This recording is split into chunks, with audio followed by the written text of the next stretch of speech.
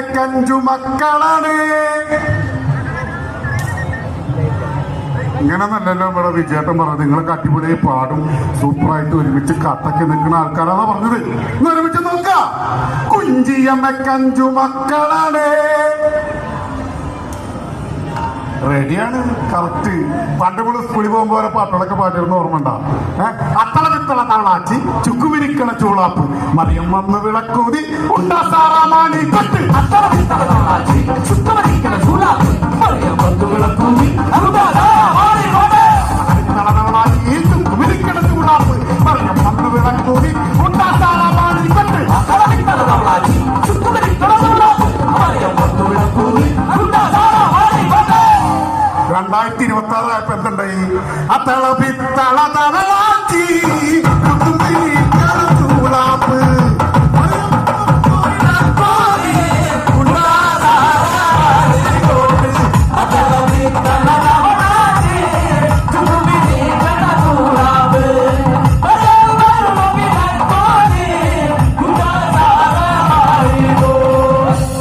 രാവിലെട്ടോ.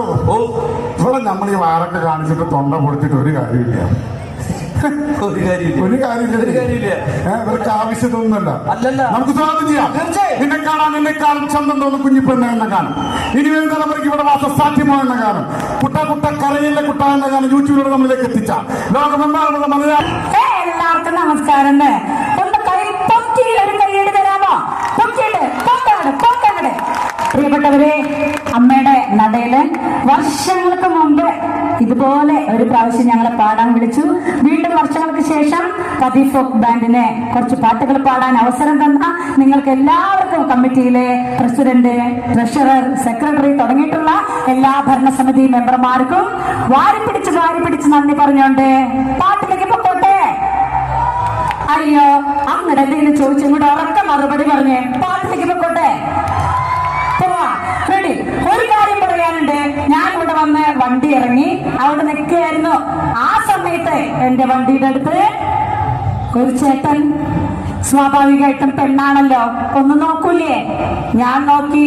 അപ്പൊ ആ ചേട്ടൻ എന്നെ റൊമാൻറ്റിക് ആയിട്ട് വേറൊരു നോട്ടം. എനിക്ക് ആ ചേട്ടൻ